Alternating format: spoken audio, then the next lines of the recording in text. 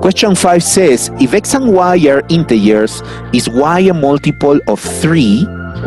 Well, to evaluate whether y is a multiple of 3 is the same as verifying whether y divided by 3 yields an integer, right? Yes. When you divide y by 3, you get an integer as a result, as a quotient. Yeah, that means or implies that y is divisible by 3 or a multiple of 3. What about statement 1? It says that y equals the product of 3 expressions, x plus 1, and x plus 2. Considering that x is an integer, as per the definition prior to the question, then x plus 1 and x plus 2 must be integers as well. So we have the product of 3 consecutive integers.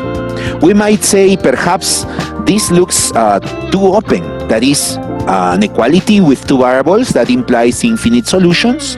Yeah, but can we really affirm that the fact that there are infinite cases for values of x and y that satisfy the equality, that implies that we don't know whether there is a unique answer to the question?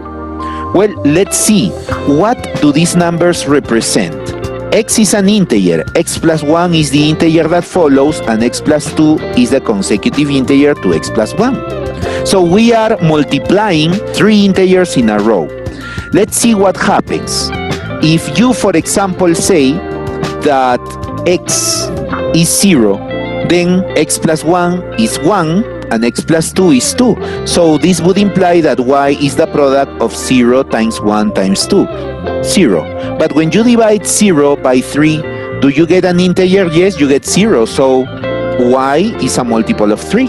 0 is a multiple of 3. An affirmative answer to the question. What if x were 1, for example? Y would be 1 times 2 times 3. And we see again that this product of 3 numbers, because it contains 3 already, when you divide it by 3, you will obtain another integer. That is, this is 6. 6 divided by 3 equals 2. So 6 is a multiple of 3, obviously. And so on. If x equals 2, then y equals 2 times 3 times 4. Does this product divided by 3 yields an integer? Yes, if you divide it by 3, you get simply 8. So that is to say, number y would be divisible by 3 again.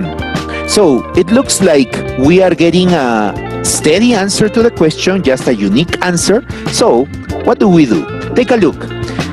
If x is any other value, such as, for example, 8, then what would y be? It would be 8 times 9 times 10. Notice that in a sequence of 3 consecutive integers, there is always one of them that is divisible by 3, such as 9 here. So when we divide this number by 3, obviously we will get another integer value. So confirming that the number y is always a multiple of 3. Because 3 consecutive integers, x, x plus 1, and x plus 2, must contain one multiple of 3. That's inevitable. So statement 1 alone is sufficient. What we did here in order to validate whether we obtain always a unique answer to the question or not, we simply try several values until we can see the pattern and conclude that there must be a unique answer.